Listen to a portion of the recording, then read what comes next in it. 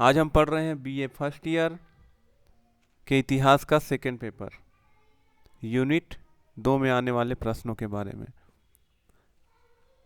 आज हम पढ़ेंगे औद्योगिक क्रांति के कारण और उसके प्रभाव का वर्णन कीजिए।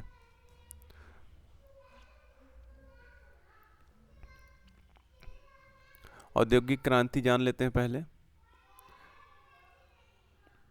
हेज के अनुसार 18वीं शताब्दी के चतुर्थांश में जो क्रांतिकारी परिवर्तन इंग्लैंड के उद्योग धंधों में हुए और जिनको बाद में अन्य यूरोपीय देशों ने अपना लिया, उनको औद्योगिक क्रांति कहा जाता है।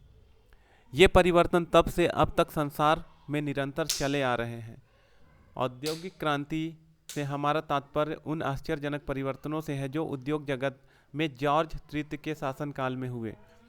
इनके कारण इंग्लैंड में जो पहले कृषि प्रधान देश था, उद्योग प्रधान देश बन गया। इंग्लैंड में सन 1760 ईस्वी में इसी से पूर्व बड़ी बड़ी मशीनें और कारखाने नहीं थे, केवल कुटीर उद्योग ही थे। लेकिन 18वीं शताब्दी के पूर्वार्ध में ही अनेक वैज्ञानिक उत्पादन की नई विधियां खोजने में लग गए थे। अंत में उनके प्रयत्न सफल हुए और उन्होंने उत्पादन बढ़ाने के लिए अनेक नई मशीनों की खोज कर ली। फलस्वरूप अनेक नए कारखाने लगाए गए, यातायात के साधनों को भी उन्नत किया गया और बाद में कृषि को भी वैज्ञानिक ढंग से किया जाने लगा। इससे इंग्लैंड में उत्पादन विधि और व्यापार व्यवस्था में क्रांतिकारी परिवर्तन हुए। सूत काटने, कपड़ा बुनने, कृषि यंत्र बनाने और अन्य उपयोगी वस्तुएं तैयार करने के लिए नवीन यंत्रों और मशीनों का आविष्कार हो गया। इन सभी महान परिवर्तनों को औद्योगिक क्रांति कहा जाता है। औद्योगिक क्रांति के कारण, इसका पहला कारण था आंतरिक शक्ति और बाहरी सुरक्षा। ब्रिटेन यूरोप से समुद्र द्वारा अलग रहा है। ब्रिटेन की जल सेना ने बाहरी आक्रमणों से रक्षा कर आंतरिक शांति और बाहरी सुरक्षा स्थापित करने में बड़ी सहायता की। देश में राजनीतिक स्थिरता, शांति और कानून व्यवस्था होने से देश के लोगों में नवीन विचारधाराएं उत्पन्न होने लगी। दूसरा कारण, अच्छी आर्थिक दशा। ब्रिटेन के बाजारों में विभिन्न वस्तुओं की बढ़ती हुई मांग को पूरा करने के लिए अनेक व्यापारी कारीगरों को अपने घर पर एकत्र करने लगे और कच्चे माल तथा उत्पादन के साधनों की आपूर्ति करके दैनिक मजदूरी प्रणाली से उनसे अधिकाधिक उत्पादन प्राप्त करने लगे। इससे उत्पादन के वेग और परिणाम में वृद्धि होने लगी, पूंजी संचय होने लगा और इस पूंजी का उपयोग इंग्लैंड की औद्योगिक क्रांति में हुआ।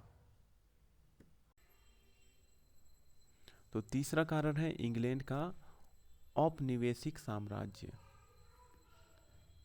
यूरोप में इंग्लैंड ऐसा राष्ट्र था जिसके पास सबसे अधिक उपनिवेशक थे। एशिया और अफ्रीका के अनेक देशों में इंग्लैंड का साम्राज्य फैला हुआ था। इन औपनिवेशिक देशों से इंग्लैंड को सुविधापूर्वक कच्चा माल प्राप्त हो जाता था और उसके कारखानों में निर्मित वस्तुओं का विक्रय भी उन उपनिवेशों की मंडियों में हो जाता था। चौथा कारण, उच्च कोटि की जल सेना। इंग्लैंड के पास सबसे अधिक शक्तिशाली सेना थी। इस शक्तिशाली सेना से इंग्लैंड का विदेशी व्यापार सुविधापूर्वक संचालित होता था। इस बलशाली जल सेना के माध्यम से इंग्लैंड विश्व के दूरस्थ कोनों से भी बिना किसी परेशानी के कच्चा माल प्राप्त करता आ रहा था और बाजारों में वस्तुएं ले जाता था। अब आ जाते हैं औद्योगिक क्रांति का प्रभाव। तो हम लोगों ने 4 कारण देख लिए, इन 4 कारणों को अच्छे से पढ़ लेंगे आप। अब आ जाते हैं औद्योगिक क्रांति के प्रभाव। रैमजे म्योर के अनुसार यह क्रांति एक बड़ी भारी परंतु शांतिपूर्वक बिना किसी शोर के हुई क्रांति थी। औद्योगिक क्रांति का प्रभाव इंग्लैंड के आर्थिक, सामाजिक तथा राजनीतिक क्षेत्रों पर विशेष रूप से इस प्रकार पड़ा। इसके प्रभाव को देख लेते हैं। आर्थिक प्रभाव, सामाजिक प्रभाव और राजनीतिक प्रभाव। तो पहले आर्थिक प्रभाव को पढ़ते हैं। आर्थिक प्रभाव, इकोनॉमिक इफेक्ट्स। इंग्लैंड की औद्योगिक क्रांति ने इंग्लैंड की आर्थिक अवस्था में प्रभावशाली परिवर्तन किए। अब तक इंग्लैंड एक कृषि प्रधान देश रहा था। इस क्रांति ने उसे औद्योगिक देश बना दिया। नए नए आविष्कारों के कारण कारखानों की संख्या में अत्यधिक वृद्धि होने लगी, कुटीर उद्योग धंधे समाप्त हो गए और उद्योग को केवल धनी व्यक्ति ही चलाने में सफल हुए। धनिक अधिक धनी बनते चले गए, अतः पूंजीवाद का जन्म होने लगा। पूंजी की मांग बढ़ने लगी, जिससे अनेक बैंकों का जन्म हुआ। सन 1750 ईस्वी में इंग्लैंड में केवल 10 से 12 बैंक थे, किंतु सन 1793 पहुँचते पहुँचते इनकी संख्या बढ़कर 400 तक पहुँच गई थी। इसका सामाजिक प्रभाव, सोशल इफेक्ट्स। औद्योगिक क्रांति ने समाज को मुख्य दो भागों में बांट दिया था, एक पूंजीवादी और दूसरा मजदूर। दोनों में असमानता चरम सीमा पर पहुंच गई थी। एक वर्ग के पास ऊंचे ऊंचे शानदार महल थे जो आनंद तथा विलासिता से भरपूर जीवन जी रहे थे, दूसरी ओर निर्धनता का मजाक हो रहा था। मकानों के नाम पर सीलदार गंदी कोठरियां उन्हें रहने को मिलती थी, खाने को रूखा सूखा भोजन मिलता था, छोटे छोटे बच्चों को 16-16 घंटे काम करना पड़ता था। इसका राजनीतिक प्रभाव, पॉलिटिकल इफेक्ट्स। प्रजातंत्र यद्यपि इंग्लैंड के शासन की नीति थी, परंतु इस क्रांति ने राज्य के पूंजीपतियों का प्रभाव काफ़ी बढ़ा दिया। उन्होंने धन का लालच देकर वोट लेने प्रारंभ किए। संसद में पूंजीपतियों की संख्या काफ़ी बढ़ गई। वे अपनी सुविधाओं का ध्यान रखते थे, गरीब जनता का नहीं। कारखानों की अवस्था, मजदूरों की निर्धनता तथा देश के कुछ विचारकों ने इसमें कुछ सुधार करना चाहा।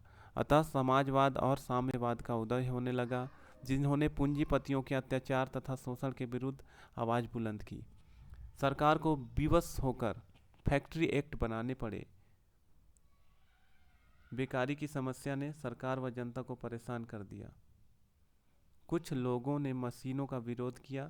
अनेक स्थानों पर दंगे हुए, कारखानों में आग लगा दी गई। सरकार को विद्रोहियों को पकड़कर फांसी देनी पड़ी। पूंजीपतियों और मजदूरों में भी संघर्ष देखने को मिला। अंत में मजदूरों की सुविधाओं को मानना पड़ा। कॉमन सभा का प्रभाव धीरे धीरे बढ़ा तथा पूंजीपति राजनीति से दूर रहने लगे। औद्योगिक क्रांति का परिणाम भी देख लेते हैं। ये हालांकि आपके इस प्रश्न में नहीं है, लेकिन यदि पूछता है तो आपको ये भी बताना होगा, इसलिए औद्योगिक क्रांति का परिणाम भी देख लें। आधुनिक नवीन राजनीतिक विचारधाराएं, समाजवाद व साम्यवाद का उदय हुआ। दूसरा, जागीरदारी प्रथा का समापन व पूंजीवाद का उदय व विकास हुआ। तीसरा, नवीन उपनिवेशों की स्थापना का युग आरंभ हुआ। साम्राज्यवाद का प्रचार प्रसार। पांचवां, बड़े नगरों का निर्माण, राजनीतिक जागृति और सुधार। छठवां, विनाशकारी शस्त्रों के लिए प्रतिस्पर्धा प्रारंभ हो गई। सातवां, इंग्लैंड की आर्थिक समृद्धि चरमोत्कर्ष तक पहुंच चुकी थी। आठवां, यूरोप के अन्य देशों पर गहरा प्रभाव पड़ा। तो इस तरह से आपका BA first year history paper 2 unit 2 का यह प्रश्न कंप्लीट होता है। हम लोग पढ़ रहे थे औद्योगिक क्रांति के कारण एवं प्रभावों का वर्णन कीजिए। यदि आपके पास अन्य किसी तरह के प्रश्न है जिसका उत्तर आप जानना चाहते हैं तो नीचे डिस्क्रिप्शन में कमेंट के माध्यम से हमसे पूछ सकते हैं। इस प्रश्न का पीडीएफ आपको डिस्क्रिप्शन बॉक्स में लिंक के माध्यम से मिल जाएगा। वीडियो देखने के लिए आपका धन्यवाद।